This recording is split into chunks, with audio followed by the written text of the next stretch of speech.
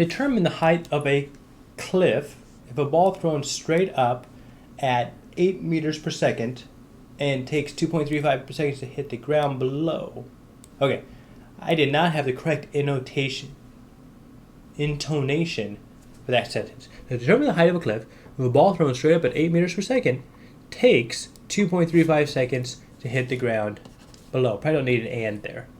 So the first thing we do then with this problem is draw a picture. Hoop, hoop, hoop, hoop. The ball comes up and goes down. So some assumptions here is you can see how I drew it with a curve, which is not really a curve.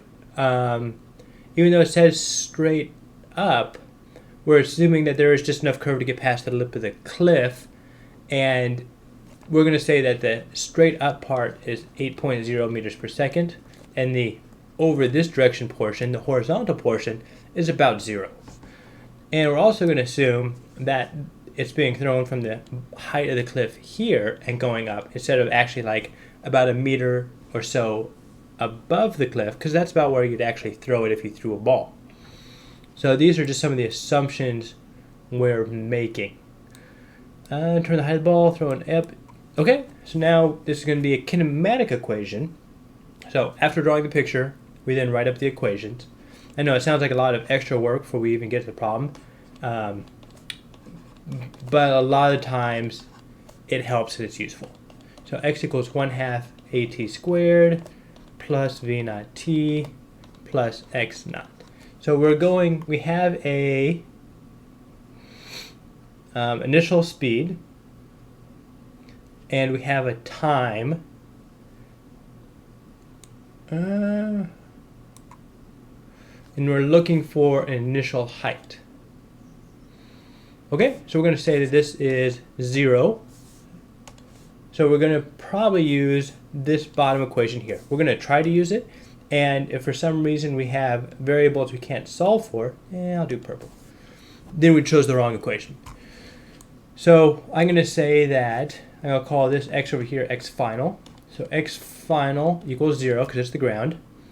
X initial equals question mark because that's what we're trying to find. Acceleration, we're going to say that's due to gravity, so we'll say 9.8, and specifically I'll say 9.81 negative. Time, we're given that's 2.35, and then we're given an initial speed, this part right here, and that's 8 meters per second. Now normally I'd like to keep the units on when I put them in the problem. It'd be cumbersome and I don't want to. So I know it's kind of risky, but I'm going to kind of avoid it this time. So we have, I'm going to move the x naught over to the left because that's what we're solving for. X final is 0, so I'm just going to drop that. So we'll have something like negative x naught equals 1/2 at squared plus v naught t. Rearranging everything, we'll have x naught, or multiplying by -1, we'll have 1/2 negative a, I'm going to put the negative there, t squared minus v naught t. And so when we plug this in, I'm going to say actually 4.9, just out of convenience. Or I'm going to say 9.8 out of convenience. So when we multiply by 1/2, we get 4.9. So we have 4.9, negative times a negative, it's going to give us positive. T squared, which is 2.35 squared, minus 8, which is 8 meters per second squared, or 8.0 meters per second, times the time, which is 2.35 seconds. And if you did the unit analysis, dimensional analysis on all these, you'd find that these are all units measure of meters. And those units in meters it's a distance. So it makes sense then that when we put these in here, our end result when we finish all this will be at distance, because that's what we're looking for. So it makes sense that that's the way it works. You have 4.9 meters per second squared times seconds squared. You have meters per second times seconds. Okay, focus. So 4.9 times 2.35 squared. Whoop.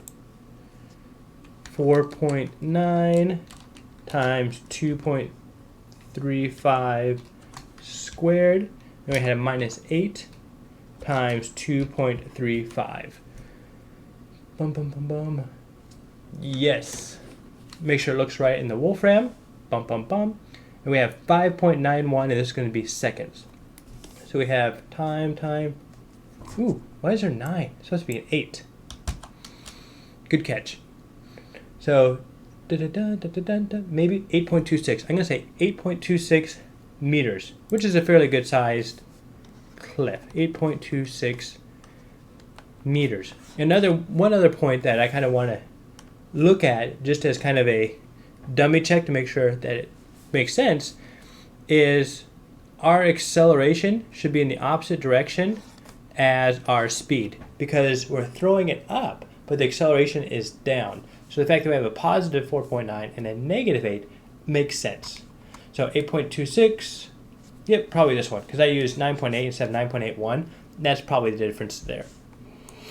So the answer will be this one, 8.29 meters. So backtrack real quick, make sure we understood what we did. So we were given a cliff, threw a ball up. There was some sort of time and speed involved, some sort of projectile motion. And so when we see that or hear that or read that, what we should immediately think is, okay, kinematic equations. Well, draw a picture, then kinematic equations. So we drew the picture, just put up our kinematic equations, saw that we wanted to use the distance one, and from there then we put in our variables, figured everything out, verified that our acceleration was a different direction as our speed, which, when you do all these manipulations, it's easy to kind of get confused. Plug in values, get an answer, and then check over here, and it's a possible answer, which is good. So that's how you do this sort of problem. This is kind of the easy, straightforward way of doing it. They get progressively more complicated and cumbersome as we go. So appreciate you coming by. I will see you on the next problem. Bye.